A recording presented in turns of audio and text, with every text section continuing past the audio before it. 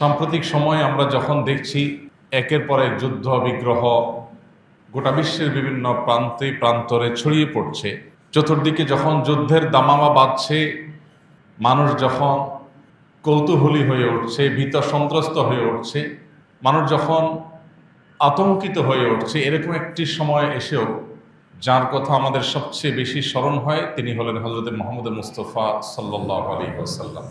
কারণ আজকের পৃথিবীতে মানুষ নিজেদেরকে সবচেয়ে সভ্য মনে করে। আজকের পৃথিবীতে বসবাসরত মানুষেরা নিজেদেরকে সবচাইতে অধিকার সচেতন, মানবাধিকার সচেতন। আজকের পৃথিবীতে মানুষ নিজেদেরকে সবচেয়ে বেশি পরিবেশ সচেতন, সবচেয়ে বেশি মানবিক পৃথিবী মনে করে। বাস্তবে কি তাই? আজকের পৃথিবীতে মানবতার আড়ালে আমাদের যে বাস্তব রূপ আছে, আমাদের যে আসল চেহারা আছে, আজকের পৃথিবীর যে প্রকৃত রূপ এবং আসল চিত্র আছে, সেটাকে সত্যিকারার্থে এবং যথাযথভাবে উপস্থাপন করার জন্যই মুহাম্মদ সাল্লাল্লাহু আলাইহি সাল্লামের জীবন ইতিহাসকে এবং এই রকম পরিস্থিতিতে তার জীবন দর্শনকে, তার জীবন সাধনাকে, তার কর্মপদ্ধতিকে পাশাপাশি রেখে তুলনা করা এবং মূল্যায়ন করা, এটা সময়ের সবচেয়ে প্রয়োজনীয় কাজগুলোর মধ্য থেকে একটা।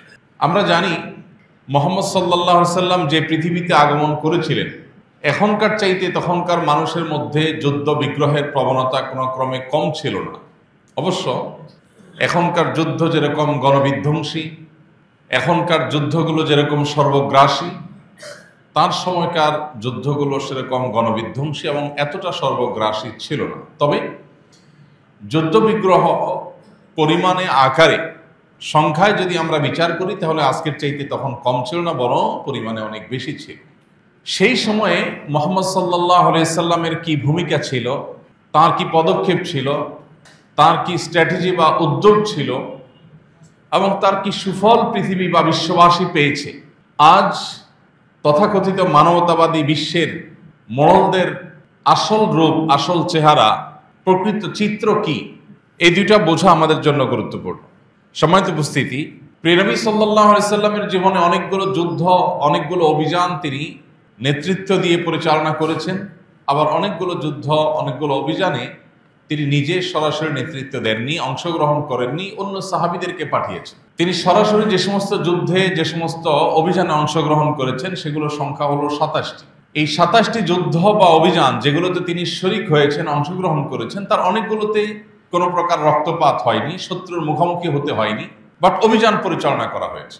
সর্বসাকল্যে এই 27টি যুদ্ধের সবগুলো যুদ্ধের চিত্রকে যদি আমরা সামনে রাখি, আমরা দেখতে পাবো এই সব যুদ্ধেও তিনি মূলত অংশগ্রহণ করেছেন, নেতৃত্ব দিয়েছেন, পরিচালনা করেছেন আত্মরক্ষার প্রয়োজনে, অথবা কোনো প্রকার আগ্রাসী আক্রমণকে থামিয়ে দেওয়ার প্রয়োজনে, জুলুমকে প্রতিহত করার প্রয়োজনে। ইতিহাসবিদদের অনেকের মতে মহানবী হযরত মুহাম্মদ সাল্লাল্লাহু আলাইহি সাল্লামের জীবনে যতগুলো যুদ্ধ হয়েছে, তিনি যতগুলো যুদ্ধ করেছেন, তার সবগুলো যুদ্ধই ছিল প্রতিরক্ষামূলক। যেই সব যুদ্ধগুলোকে বাহ্যিক দৃষ্টিকোণ থেকে আক্রমণাত্মক মনে হয়, সেদে গিয়ে যুদ্ধ করা, আগে থেকে যুদ্ধ শুরু করা, এরকমটি মনে হয় যেসব যুদ্ধগুলোতে, সেগুলো একটু গভীরে পর্যবেক্ষণ করলে, পর্যালোচনা করলে দেখা যায় যে সেগুলো মূলত প্রতিহতমূলকই ছিল। যেমন বদর যুদ্ধের কথা বলতে পারি আমরা। বদর যুদ্ধে মুসলিমরাই আগে বদরের প্রাঙ্গণে, বদর প্রান্তরে গিয়েছেন মদিনা থেকে, সন্দেহ নাই, এটা সত্য যে মুসলমানরাই আগে সেখানে গিয়েছেন। কিন্তু মুসলমানরা যুদ্ধের জন্য সেখানে যাননি। মুসলমানরা সেখানে গিয়েছেন, মক্কার মুশরিকরা তাদের যে সমস্ত সম্পদ কুক্ষিগত করে রেখেছিল, হিজরতের সময় তাদেরকে যে সমস্ত সম্পদ নিয়ে যেতে দেয়নি, সেই সমস্ত সম্পদগুলো তারা সিরিয়া থেকে যখন মক্কা যাচ্ছিল, সেগুলো তাদের কাছ থেকে পুনরুদ্ধার করবার জন্য গিয়েছে। কিন্তু ঘটনাচক্রে সেখানে যুদ্ধ করতে হয়েছে মুসলিমদেরকে, বাট মুসলিমরা সেখানে যুদ্ধের জন্য অগ্রসর হয়ে যাননি। এইভাবে পর্যালোচনা করলে দেখা যায় অনেক ইতিহাসবিদদেরই বক্তব্য এবং মন্তব্য হলো যে মুহাম্মদ সাল্লাল্লাহু আলাইহি সাল্লামের জীবনের যুদ্ধগুলো ছিল সব প্রতিরক্ষামূলক, প্রতিহতমূলক, শত্রুপক্ষের আক্রমণকে ঠেকাবার জন্য, আত্মরক্ষার জন্য তিনি যুদ্ধ করেছেন।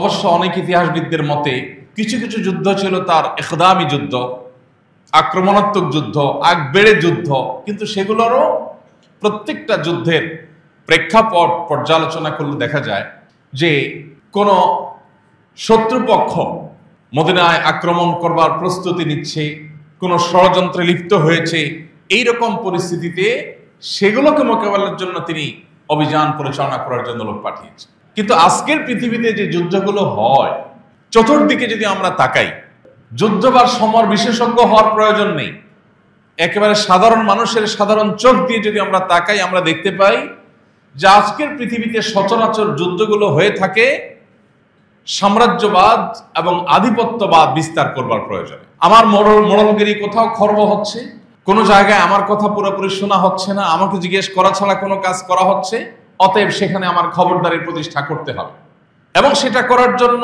যেই কোনো অজুহাত দিয়ে যেই কোনো জায়গায় আক্রমণ করা যাবে। আমরা বলি মব ভালো জিনিস না, মব করা খারাপ জিনিস। আমরা বলি আইন হাতে তুলে নেওয়া ভালো জিনিস না, এটা খারাপ জিনিস।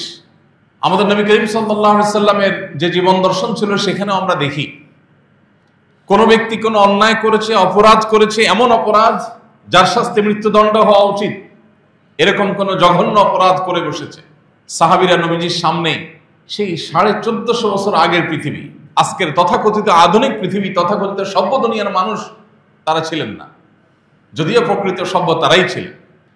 তখন সাহাবীরা জিজ্ঞাসা করতেন, হে আল্লাহর রাসূল, আমাকে আপনি পারমিশন দিন, সে যে জঘন্য কর্ম করে মৃত্যুদণ্ডের মতো পাওয়ার মতো অপরাধ করেছে, আমি তার মৃত্যুদণ্ড কার্যকর করতে চাই, আপনি পারমিশন দেন।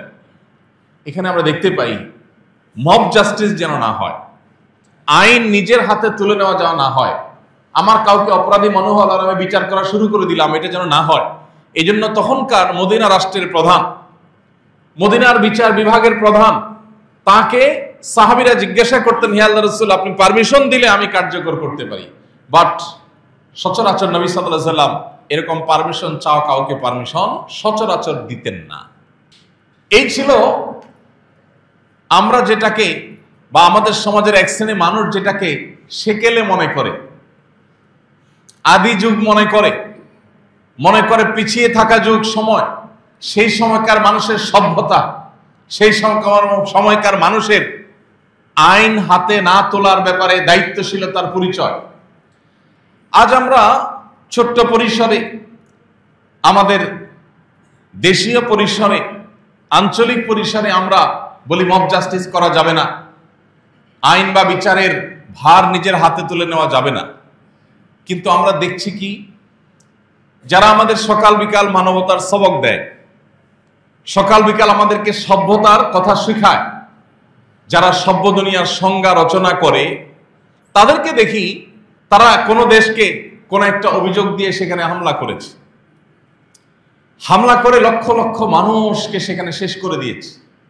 এরপরে দেখা গেল যেই অভিযোগে হামলা করা হয়েছে সেই অভিযোগের কোনো হদিস পাওয়া যায়নি, দেশ শেষ, সেখানকার সব ধ্বংস হয়ে গেছে, সেখানকার আকাশে থাকা মানুষগুলো সব পাতালে চলে আসছে। কিন্তু দিন শেষে যেই মরণাস্ত্র, যেই গণবিধ্বংসী অস্ত্রের অজুহাতে সেখানে হামলা করা হলো, সেটার কোনো ছিটা ফোটা নাম গন্ধ যারা হামলা করেছে তারা সে দেশ দখল করে তন্ন তন্ন করে তালাশ করে কোথাও পায় নাই। তাহলে একটা মিথ্যা অভিযোগ, মিথ্যা অজুহাতের ভিত্তিতে একটা জনপদ, একটি দেশ, একটি ভূখণ্ডকে ধ্বংস করে দেওয়ার পরও আপনি এই তথাকথিত সভ্য দুনিয়ার কাউকে সরি শব্দটি বলতে শুনবেন না, যে আমাদের অভিযানটা ভুল ছিল, আমরা অন্যায় করেছি, আমরা একটা মিথ্যা ধারণা প্রসূত অজুহাতের ভিত্তিতে কোনো দোষ প্রমাণ হওয়ার আগে একটা দেশের উপরে আগ্রাসন চালিয়েছি, এই দুঃখ প্রকাশ করার মতো মানুষ পৃথিবীতে একটাও আপনি দেখবেন না। এরপরও আপনাকে বলতে হবে আজকের পৃথিবী, আজকের বিশ্ব নাকি সভ্য পৃথিবী, সভ্য বিশ্ব। নবী সাল্লাল্লাহু আলাইহি সাল্লামের কোন যুদ্ধ সাম্রাজ্যবাদ প্রতিষ্ঠা করবার জন্য ছিল না। এখন যুদ্ধ হয় কিসের জন্য? কর্তৃত্ববাদ, সাম্রাজ্যবাদ, আধিপত্যবাদ, মাস্তানি, এগুলোকে প্রতিষ্ঠা করবার প্রয়োজনে। আমরা যারা আজকের বিশ্বকে মানব ইতিহাসের সবচেয়ে উন্নত, সবচেয়ে সভ্য, সবচেয়ে আধুনিক এবং সবচেয়ে মানবিক পৃথিবী মনে করি, আমরা কি জানি আজকের পৃথিবীতে মানুষ মানুষকে হত্যা করবার জন্য যত অস্ত্র আবিষ্কার করেছে, তৈরি করেছে, সেগুলোকে মুহাম্মদ সাল্লাল্লাহু আলাইহি সাল্লামের সময়কার পৃথিবীতে মানুষ যে সমস্ত অস্ত্র নিয়ে যুদ্ধ করত সেগুলোর সাথে কম্পেয়ার করলে খোলা চোখে মনে হয় তারা পিছিয়ে ছিলেন তরবারি নিয়ে যুদ্ধ করতে। আবার অনেকের কাছে তখনকার যে সম্মুখ সমর হতো, সম্মুখ যুদ্ধ হতো, তরবারি দিয়ে উভয় পক্ষ মুখোমুখি লড়াইয়ে নেমে পড়ত, আমাদের কাছে দেখতে সেটা অমানবিক অনেকের কাছে মনে হয়। অনেকের কাছে মনে হয় জিনিসটা দেখতে ভয়ঙ্কর এবং ভীতিকর। অথচ আজকের পৃথিবীতে যে সমস্ত বোমা হামলা হয়ে থাকে, মিসাইল হামলা হয়ে থাকে, যে সমস্ত অস্ত্রের ব্যবহার হয়ে থাকে, সেগুলো শুধুমাত্র নির্দিষ্ট শত্রুকেই টার্গেট করা হয় না, একটা জনপদকে তছনছ করে ধ্বংস করে শেষ করে দেওয়া হয়। আল্লাহর হাবিব মুহাম্মদ সাল্লাল্লাহু আলাইহি সাল্লাম, যাকে এক শ্রেণীর নাস্তিক এবং ইসলাম বিদ্বেষীরা নাউজুবিল্লাহ যুদ্ধবাজ নেতা হিসেবে দেখাতে চায়, তারা কি জানে যে মুহাম্মদ সাল্লাল্লাহু আলাইহি সাল্লামের জীবনে অংশগ্রহণ করা ২৭টি যুদ্ধে সর্বসাকুল্যে মুসলিম এবং মুসলিমদের শত্রুপক্ষ উভয় পক্ষের নিহত মানুষের সংখ্যা ছিল মাত্র ৪০০। মাত্র ৪০০ মানুষ ২৭টি যুদ্ধে মারা গিয়েছে। আর যারা সমালোচনা করে তারা যাদের উত্তরসূরি, সেই উত্তরসূরিরা শুধু প্রথম বিশ্বযুদ্ধে প্রায় ১০ মিলিয়ন মানুষকে হত্যা করেছে। দ্বিতীয় বিশ্বযুদ্ধে তারা হত্যা করেছে প্রায় ৭০ থেকে ৮০ মিলিয়ন মানুষকে। ভিয়েতনাম যুদ্ধে হত্যা করেছে তারা ১ মিলিয়ন মানুষকে। সোভিয়েত ইউনিয়ন বনাম আফগান যুদ্ধে হত্যা করা হয়েছে প্রায় ১ মিলিয়ন মানুষকে। ইরাক ইরান যুদ্ধে মানুষ মারা গেছে প্রায় ১ মিলিয়ন। এভাবে আধুনিক যুগে যত যুদ্ধ চলছে অথবা নিকট অতীতে যে সমস্ত যুদ্ধগুলো হয়েছে, সেই ফরাসি বিপ্লব থেকে নিয়ে অন্যান্য যত বিপ্লব হয়েছে, যত যুদ্ধ হয়েছে, এই সবগুলোর সামানিকে যদি আমরা একসাথে করি, আমরা দেখব যে এগুলোর কোটা লাখের নিচে কোথাও নাই। লাখের ঘরে, মিলিয়নের ঘরে এবং লক্ষ লক্ষ মিলিয়ন মিলিয়ন মানুষকে হত্যা করে তারপরে তাদের সেই স্বার্থকে তারা সিদ্ধি আজকাল করে থাকে। অথচ মহানবী হযরত মুহাম্মদ সাল্লাল্লাহু আলাইহি ওয়াসাল্লাম তার সমস্ত যুদ্ধে, সকল যুদ্ধে মিলে সর্বসাকুল্যে উভয় পক্ষের মৃত মানুষের সংখ্যা ছিল মাত্র ৪০০। আজকে একটা বোমা হামলায় ৪০০-র বেশি মানুষ মারা যায়। এরপর আজকের পৃথিবীকে আপনাকে মানবিক পৃথিবী বলতে হবে। আর মুহাম্মদ সাল্লাল্লাহু আলাইহি সাল্লামের সময়কার পৃথিবীকে এক শ্রেণী মানুষকে দেখবেন যে সেটাকে পিছিয়ে থাকা পৃথিবী হিসাবে দেখাবার চেষ্টা তারা করে থাকে।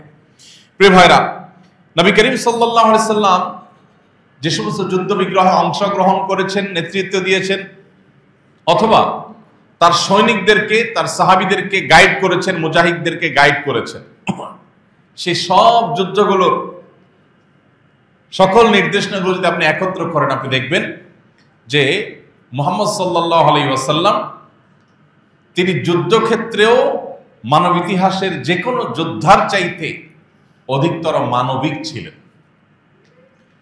তার প্রসিদ্ধ হাদিস আমরা অনেকেই শুনে থাকব। তিনি বলেছেন, ইন্নাল্লাহা কাতাবাল ইহসানা আলা কুল্লি শাই। হে মানব সম্প্রদায়, আল্লাহ তাআলা তোমাদের প্রতি প্রত্যেকটা বস্তুর প্রতি ইহসান করাটাকে অপরিহার্য করে দিয়েছে। প্রত্যেকটা বস্তুর প্রতি তোমাদের ইহসান করতে হবে। ফাইযা কাতালতুম ফাআহসিনুল কিতলাহ ওয়া ইযা যাবাহতুম ফাআহসিনুয যিবহা। অতএব তোমরা যদি কাউকে হত্যা করতে হয়, রণাঙ্গনে যুদ্ধক্ষেত্রে শত্রু তোমার জীবন রক্ষার জন্য তাকে হত্যা করার প্রয়োজন হয়, অথবা বিচারিকভাবে কারো মৃত্যুদণ্ড যদি প্রতিষ্ঠা করতে হয়, সেক্ষেত্রেও একজন মানুষকে হত্যা করার মতো পরিস্থিতির মুখোমুখি হলেও তুমি সেখানেও মানবিকতার পরিচয় দিবে, ইহসানের পরিচয় দিবে।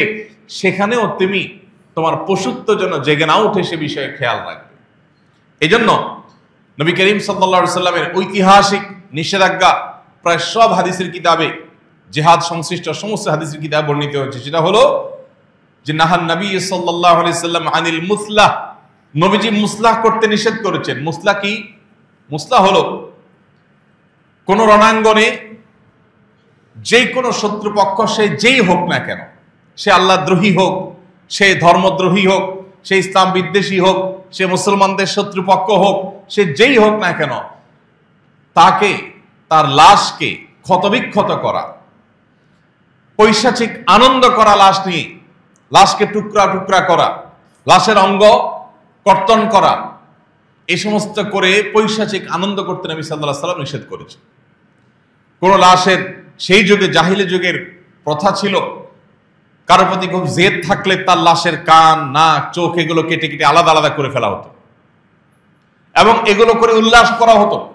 নবী সাল্লাল্লাহু আলাইহি ওয়াসাল্লাম পরিষ্কার ভাবে বলেছেন, যুদ্ধ তোমাকে করতে হয়েছে তোমার আত্মরক্ষার প্রয়োজনে, জুলুমকে দমন করবার প্রয়োজনে, কিন্তু এর মানে এই না তুমি মানুষ হত্যা করে আনন্দিত হবে, এটা আনন্দিত হওয়ার জিনিস নয়। এই যে নবী সাল্লাল্লাহু আলাইহি ওয়াসাল্লাম পরিষ্কার ভাবে নিষেধ করেছেন, কোনো মুসলা করা চলবে না।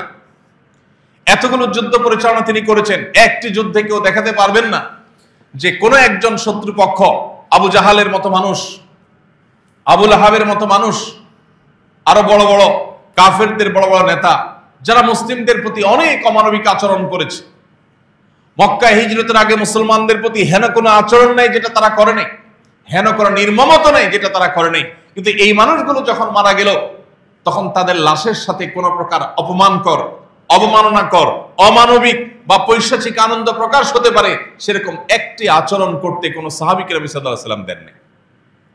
প্রিয় ভাইরা আমার, নবী করিম সাল্লাল্লাহু আলাইহি ওয়াসাল্লাম পরিষ্কার ভাবে তিনি নিষেধ করেছেন।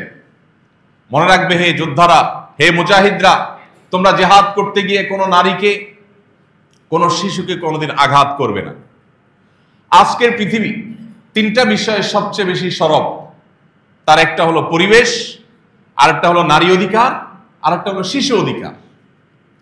ইন্টারেস্টিং বিষয় হলো এই অধিকারগুলো আজকের পৃথিবী যতটা বলণ্ঠিত করছে, এই অধিকারগুলোকে যতটা পদদলিত করছে, সেই 1450 বছর আগে মুহাম্মদ সাল্লাল্লাহু আলাইহি সাল্লামের সোনালী যুগ যখন পৃথিবীতে ছিল, তখন তার নেতৃত্বে, তার সাহাবীদের নেতৃত্বে, খুলাফায়ে রাশিদার নেতৃত্বে যে পৃথিবী গড়ে উঠেছিল, সেই পৃথিবীতে এগুলোর ছিটে ফোঁটা পর্যন্ত ছিল না। এতগুলো যুদ্ধ নবী সাল্লাল্লাহু আলাইহি সাল্লামের নির্দেশে পরিচালনা হয়েছে, এতগুলো অভিযান তিনি পরিচালনা করেছেন, নিজে সশরীরে নেতৃত্ব দিয়েছেন কিংবা অর্ডার করে কাউকে পাঠিয়েছেন, কোন দলকে পাঠিয়েছেন, তার কোনটিতে তার কোন শত্রু, তার কোন প্রতিপক্ষ এমন কেউ নেই যে একটি ভিত্তিহীন বা বানোয়াট কোন বর্ণনা বের করবে যেখানে পাওয়া যায় যে মুহাম্মদ সাল্লাল্লাহু আলাইহি সাল্লাম বা তার কোন সৈনিক, তার কোন যোদ্ধা মুজাহিদ, তার কোন সাহাবী কোন নারী বা কোন শিশুর গায়ে একটা টোকা দিয়েছে। এরকম একটা ঘটনা কেউ দেখাতে পারবে না। অবাক করা বিষয়, আজ পৃথিবীর যেখানেই যুদ্ধ পরিচালনা হয় সেখানে আপনি কান পাতলে শুনতে পাবেন নারী এবং শিশুদের আর্তনাদ।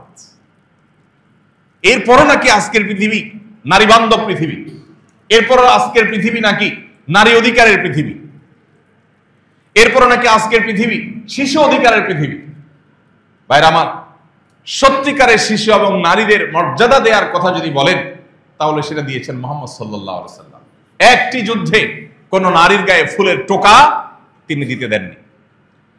যেই নারী স্বয়ং নবী করিম সাল্লাল্লাহু আলাইহি সাল্লামের চাচা হামজা রাদিয়াল্লাহু তাআলা আনহুর কলিজা ছিঁড়ে, লাশের কলিজা ছিঁড়ে, কলিজা বের করে কাঁচা কলিজা চাবিয়ে খেয়েছে, সেই নারীকে পর্যন্ত নবী সাল্লাল্লাহু আলাইহি সাল্লাম হত্যা করেননি। পরবর্তী তিনি মুসলমান হয়েছেন যদিও। উহুদ যুদ্ধের একটি ঘটনা, উহুদ যুদ্ধে নবী করিম সাল্লাল্লাহু আলাইহি সাল্লামের তরবারি একজন সাহাবীকে দিয়েছে।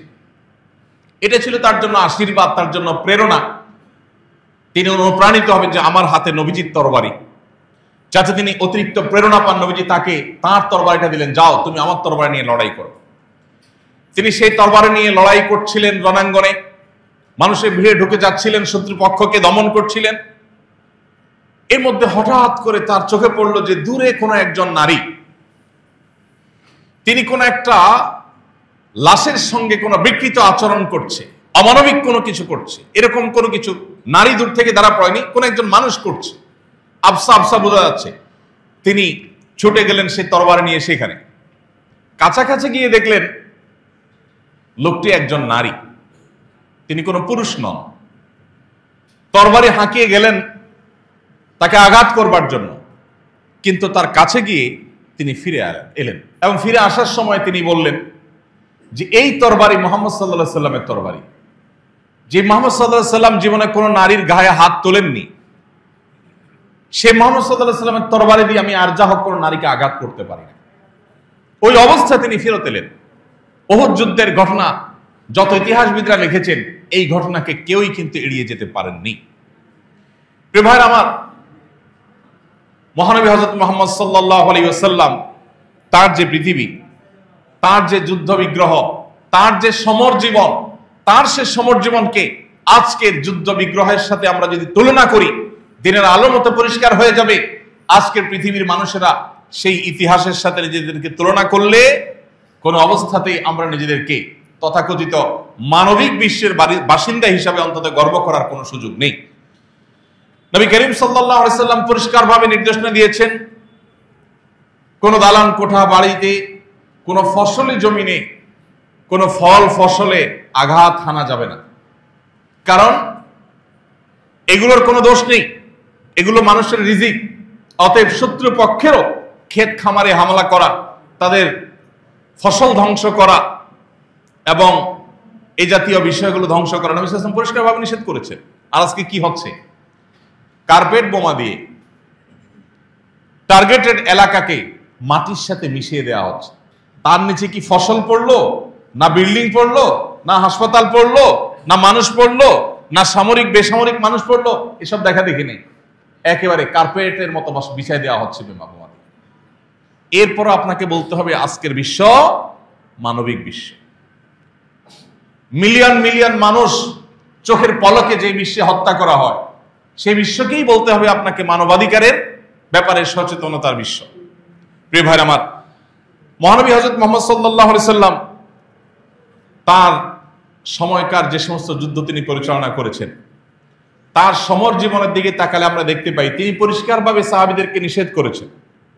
কোন একটা যুদ্ধে যোদ্ধাদেরকে তিনি যে দিক নির্দেশনা দিচ্ছিলেন যুদ্ধ পূর্ববর্তী দিক নির্দেশনার মধ্যে তিনি বলেছিলেন, মনে রাখবে কোন ধর্মযাজক, কোন উপাসক উপাসনালয়ে উপাসনারত আছে, তাদের উপরে আঘাত করা যাবে না।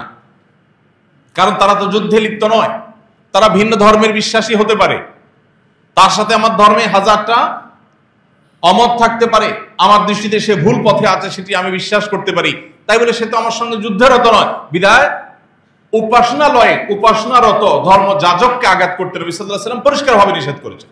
কিন্তু আজকে আপনি দেখবেন গোটা বিশ্বে যত যুদ্ধ সাম্প্রতিক সময়ে পরিচালনা করা হচ্ছে, সেগুলোতে প্রধান টার্গেটই হলো ধর্মীয় প্রতিষ্ঠান এবং ধর্মীয় ব্যক্তিত্ব। আজকে যারা সংখ্যালঘু বলে চিৎকার চেঁচামেচি করছে, তারাই দেখবেন সবচেয়ে বেশি সংখ্যালঘু মানুষদের উপরে আক্রমণ চালাচ্ছে এবং তাদেরকে ধ্বংস করার জন্য হাজারটা ছুতো তারা খুঁজে বের করছে। মুহাম্মদ সাল্লাল্লাহু আলাইহি সাল্লামের যুদ্ধের নীতি ছিল, তিনি আকস্মিক হঠাৎ ঘুমন্ত কোন জনপদের মানুষের উপরে হামলা করাকে অনুমতি দিতেন না। তিনি বলতেন কোন শত্রুপক্ষ তাদের উপরে হামলা করবার আগে প্রত্যেকটা জিহাদের ক্ষেত্রে তার কমন নীতিমালা ছিল এবং নির্দেশনা ছিল, ইরশাদ ছিল, এমনকি সম্মুখ সমরে মুখোমুখি যুদ্ধে যখন উপস্থিত, তরবারি নিয়ে দুই পক্ষ একই মাঠে ময়দানে রণাঙ্গনে উপস্থিত, মাত্র কয়েক হাত বা কয়েক গজের ডিফারেন্সে যখন মুখোমুখি লড়াই করবার জন্য, তখন নবী সাল্লাল্লাহু আলাইহি সাল্লাম বলতেন যে যুদ্ধ শুরু করবার আগে তাদেরকে দাওয়াত দাও, তাদেরকে শেষবারের মতো আহ্বান করো। তারা যদি আহ্বানে সাড়া দেয়, তারা যদি ভুল পথ পরিহার করে, তারা যদি জুলুম এবং আগ্রাসনের পথ ছেড়ে আসে, তাহলে যুদ্ধ করবে না। যদি তারা সর্বশেষবারের মতো তোমাদের আহ্বানকে প্রত্যাখ্যান করে, তারপর যুদ্ধে লিপ্ত হবে।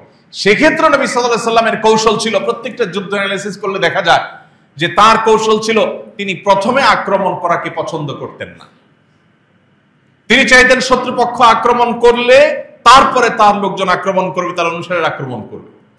একজন মানুষ কতটা মানবিক হলে, একজন মানুষ কতটা দায়িত্বশীল হলে, একজন মানুষ কতটা যথাযথ এবং প্রকৃত অর্থেই মানবতাবাদী হলে তার যুদ্ধের ক্ষেত্রে, রণাঙ্গনের ক্ষেত্রেও এভাবে অক্ষরে অক্ষরে মানবিক দিকগুলোকে বিবেচনা করে মাথায় রেখে তারপরে সামনে পা ফেলা সম্ভব হয়। প্রিয় ভাইয়ের আমার, মুহাম্মদ সাল্লাল্লাহু আলাইহি সাল্লামের যে সমস্ত যুদ্ধগুলো ছিল সেসব যুদ্ধগুলোতেই আমরা দেখি যে মানবিকতার সর্বোচ্চ পরাকাষ্ঠা তিনি প্রদর্শন করার চেষ্টা করেছেন। তিনি আগ্রাসন, সাম্রাজ্যবাদ বিস্তার এই সমস্ত উদ্দেশ্যে কখনো কোনো যুদ্ধ পরিচালনা করেননি। আমাদের আজ সবচেয়ে বড় দুর্ভাগ্য হলো আমরা মুসলমানরা এত কিছুর পরও আমাদের মুখটা অনেকখানি ছোট, আমরা নিজেদের ইতিহাস জানি না। আমাদেরকে ইসলাম বিদ্বেষীরা, মুহাম্মদ সাল্লাল্লাহু আলাইহি সাল্লামের বিদ্বেষীরা, তারা মুহাম্মদ সাল্লাল্লাহু আলাইহি সাল্লামকে যুদ্ধবাজ নেতা হিসাবে নাউজুবিল্লাহ আমাদের সামনে উপস্থাপন করে। আমরাও জবাব দিতে দিতে কাহিল হয়ে যাই যে তিনি অনেকগুলো যুদ্ধ করেছেন এই কারণে সেই কারণে, কিন্তু তার যুদ্ধের মধ্যে যেই সমস্ত মানবিক দিকগুলোকে বিবেচনায় তিনি রাখতেন সেগুলো আজকের পৃথিবীর মানুষের কাছে জাস্ট গল্পের মতো। আজকের পৃথিবীর মানুষের কাছে সেগুলো রূপকথার গল্পের মতো।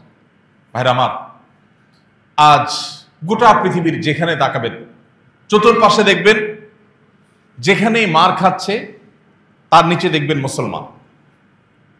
অমুসলিম মার খাচ্ছে, এরকম রণাঙ্গন, এরকম যুদ্ধক্ষেত্র পৃথিবীর পূর্ব থেকে পশ্চিম, উত্তর থেকে দক্ষিণ কোনো প্রান্তে আপনি খুব একটা দেখতে পাবেন না। বর্তমানে প্রচলিত হোক বা ইতিপূর্বে হোক, খুবই অল্প সংখ্যক ক্ষেত্রে, বিচ্ছিন্ন কিছু ক্ষেত্রে আপনি দেখতে পাবেন হয়তো, যেমন রাশিয়া ইউক্রেন যুদ্ধ হচ্ছে এখন। এরবারে বেশিরভাগ যুদ্ধক্ষেত্রে আপনি দেখবেন মূলত ভিকটিম, আক্রান্ত মানুষগুলো হলেন মুসলমানরা। এরপরও বলা হবে মুসলমানরা নাকি সন্ত্রাসী, এরপরে বলা হবে মুসলমানরা নাকি অশান্তিকামী।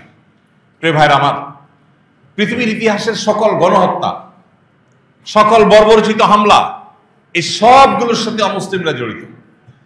একটা বড় গণহত্যা পৃথিবীর ইতিহাসের দেখানো যাবে না যেটা মুসলিমদের নেতৃত্বে হয়েছে, যেটা মুসলিমরা পরিচালনা করেছে। মুসলিম শাসকদের মধ্যে নিশ্চয়ই অনেক লোক ছিলেন যারা অনেক অত্যাচার করেছে, নিশ্চয়ই অনেক খারাপ মানুষ ছিলেন কম বেশি, কিন্তু গণহত্যা যেগুলো আছে, প্রত্যেকটা বড় বড় যুদ্ধে পৃথিবীতে হয়েছে, মিলিয়ন মিলিয়ন লক্ষ লক্ষ মানুষ যেখানে মারা গেছে, সেগুলো মুসলিমরা পরিচালনা করেছেন এবং অমুসলিমদের বিরুদ্ধে পরিচালনা করে প্রথম দ্বিতীয় বিশ্বযুদ্ধের মতো এরকম মিলিয়ন মিলিয়ন মানুষ হত্যা করেছে। এরকম ঘটনা সচরাচর দেখা যাবে না। এরপরও আমাদের মুসলমানদের মধ্যেই এক শ্রেণী মানুষ, তাদের মধ্যে হেজিটেশন কাজ করে, আমাদের মধ্যে জড়তা কাজ করে। আজকের পৃথিবীতে সবচেয়ে বড় মিথ্যা, সবচেয়ে বড় প্রপাগান্ডা যেটা মুসলমানদের উপরে চাপিয়ে দেওয়া হয়েছে সেটা হলো জিহাদের এই মহান বিধানকে সন্ত্রাসবাদ হিসাবে দেখানো হয়েছে। এবং জিহাদ, মুজাহিদ এগুলো শুনলে আমাদের অনেক মুসলমানরা পর্যন্ত একটু অস্বস্তি বোধ করেন এবং এসব আলোচনা নিতে পারেন না। মনে করেন না জিহাদের আবার আলোচনা হবে কেন? আজকের তথাকথিত আধুনিক এই পৃথিবীর সভ্যতার ভেগধারী, প্রকৃত অসভ্যরা সবচেয়ে বড় সফলভাবে জিহাদ এবং মুজাহিদকে তারা সন্ত্রাস এবং সন্ত্রাসী হিসাবে চিত্রায়িত করেছে। এটা হলো তাদের সবচেয়ে বড় সফলতা। হ্যাঁ, জিহাদের নাম দিয়ে কেউ যদি সন্ত্রাস করে সেটা অবশ্যই সন্ত্রাস, কিন্তু সন্ত্রাস এবং জিহাদকে গুলিয়ে ফেলা, এটা বর্তমান পৃথিবীতে প্রত্যেকটা দেশেই কম বেশি হয়েছে। আমাদের দেশে, আমাদের সমাজেও হয়েছে। কারো মুখ থেকে জিহাদের আলোচনা শুনলেই তাকে জঙ্গি, সন্ত্রাসী মনে হয় আমাদের অনেকের কাছে। ভাইরা আমার, ব্রিটেনের টনি ব্লেয়ারের কথা আমাদের মনে আছে। তিনি পরিষ্কার করে বলেছিলেন, আমরা ধর্মযুদ্ধে লিপ্ত হয়েছি, এটি আমাদের ধর্মযুদ্ধ। ইরাকে কিংবা আফগানে তাদের যে অভিযান ছিল, সে অভিযানকে তারা পরিষ্কারভাবে তাদের ধর্মযুদ্ধ হিসেবে, ক্রুসেড হিসেবে তারা ঘোষণা করেছে। তারা যখন ধর্মযুদ্ধ করে তখন সেটা সন্ত্রাসবাদ হয় না, কিন্তু যখন মুসলমান তার ধর্মের জন্য যুদ্ধ করার কথা বলে তখন সেটা কি হয়? সন্ত্রাসবাদ হয়। এবং আমাদেরকেও এই ট্যাবলেটটা গিলাতে পেরেছে। কেন আজ মুসলিমরা অপমানিত? কেন আজ মুসলিমরা লাঞ্ছিত? এর অন্যতম প্রধান কারণ হলো যে আজ মুসলমানরা আমরা কোরআন থেকে দূরে সরে গেছি। আমরা কোরআনের ধারে কাছে নেই, আমরা কোরআন ভিত্তিক জীবন গড়ি নেই। কোরআন আমাদের প্রধান পথ প্রদর্শক না, কোরআন থেকে আমরা দূরে সরে গেছি। এটা আমাদের লাঞ্ছনার সবচেয়ে বড় কারণ। এর পাশাপাশি আমরা আজ লাঞ্ছিত, অপমানিত। এর অন্যতম বড় কারণ আল্লাহর মহান বিধান জিহাদ, এটার আলোচনা, এটার পর্যালোচনা, এটা কিভাবে কার্যকর হয়, এটা কার্যকর হওয়ার জন্য শর্ত কি, এটার প্রাথমিক আলোচনাগুলো পর্যন্ত আমাদের মাঝ থেকে বিদায় হয়ে গেছে। ঠিক একইভাবে আমাদের মধ্যে আজ অনেকের বীজ, এটা প্রচন্ড রকমের ডালপালা গজিয়ে গেছে, যার ফলে আজ এক প্রান্তের মানুষ যখন আক্রান্ত হয় আমরা তখন মনে করি আমরা তো ভালো আছি, আমরা তো আক্রান্ত নই। কোন এক অঞ্চলের কোন একটা দেশে মানুষ যখন আক্রান্ত হয় তখন আমাদের কাছে মনে হয় যে আমরা তো নিরাপদ আছি, আমরা তো ভালো আছি। এই জন্য এই পরিস্থিতিতে আমাদের একে অন্যকে অনুভব করা, একে অন্যকে ফিল করা, একে অন্যের কষ্টগুলোকে ধারণ করা এবং উপলব্ধি করা, এটার কোনো বিকল্প পথ খোলা নেই। আল্লাহ রাব্বুল আলামিন আজকের এই পৃথিবীকে শান্ত, সুন্দর এবং বসবাসযোগ্য করে দিন। সকল নিরীহ মানুষ, সকল নিরপরাধ মানুষ, সকলের জীবন যাত্রাকে আল্লাহ রাব্বুল আলামিন নিরাপদ করে দিন। আল্লাহ তাআলা আমাদের এই প্রিয় ভূখণ্ডটাকে, আমাদের এই প্রিয় জনপদকে আসন্ন বিশৃঙ্খল বিশ্বের বিশৃঙ্খলতা থেকে আল্লাহ তাআলা আমাদেরকে মুক্ত রাখুন গোটা বিশ্বকে, বিশেষ করে মুসলিম বিশ্বকে, এবং সকল মাজলুম, সকল নিরপরাধ, সকল নির্যাতিত মানুষের আর্তনাদ, তাদের হাহাকার আল্লাহ রাব্বুল আলামিন দূর করে দিন। পৃথিবীকে শান্তি এবং শৃঙ্খলা দিয়ে পরিপূর্ণ করে দিন। অশান্তি সৃষ্টিকারীদেরকে আল্লাহ তাআলা সমূলে ধ্বংস করে দিন। তাদের পরিণতি আল্লাহ তাআলা আমাদেরকে দেখে যাওয়ার তৌফিক দান করুন। ভাইরা আমার, কাবিল থেকে শুরু হয়েছে আজ পর্যন্ত পৃথিবীর ইতিহাসে একজন জালিমও পাওয়া যাবে না যেই জালিম জুলুম করেছে আর তার পরিণতি ভোগ করা ছাড়া সে দুনিয়া থেকে গেছে, একজনে দেখা যাবে না। আল্লাহ রাব্বুল আলামিন কোরআনে কারিমে বলেছেন, ইন্নামা নুমলি লাহুম ইন্না কাইদি মাতিন। আমি ছাড় দিয়ে রাখি তাদেরকে, আমার পাকড়াও বড় শক্ত। আল্লাহ তাআলা ছাড় দেন, উঠতে থাকে, তারা উঠতে থাকে, ধরাকে সরা মনে করে। তাদের দম্ভ, তাদের অহংকার ভাবখানা এমন থাকে তাদেরকে কেউ দমাতে পারবে না। আল্লাহ তাআলা একসময় দমায় দেন। পৃথিবীর ইতিহাসে এরকম বহু জালিম, বহু দাম্ভিক, বহু অহংকারীকে আল্লাহ তাআলা মাটির সাথে, ধুলোর সাথে মিশিয়ে দিয়েছে। শুধু সময়ের অপেক্ষা, কখন আল্লাহর ফয়সালা আছে সেদিনের। আল্লাহ রাব্বুল আলামিন এই ফিতনা সংকুল পৃথিবীতে আমাদের ঈমান আমলকে হেফাজত করার তৌফিক দান করুন। আমাদের জান, মাল, ইজ্জত, আবরু, আমাদের প্রিয় মাতৃভূমিকে আল্লাহ তাআলা হেফাজত করুন। গোটা বিশ্ব মুসলিমকে আল্লাহ তাআলা হেফাজত করুন। বিশ্ব মানবতাকে আল্লাহ তাআলা হেফাজত করুন। এবং আজকের বিশ্বে সভ্যতার নামে যে সমস্ত শয়তানি এবং ষড়যন্ত্র চলছে, এই সমস্ত বিভ্রান্তি থেকে আল্লাহ তাআলা আমাদেরকে রক্ষা করুন, আমাদের ঈমানকে হেফাজত করুন।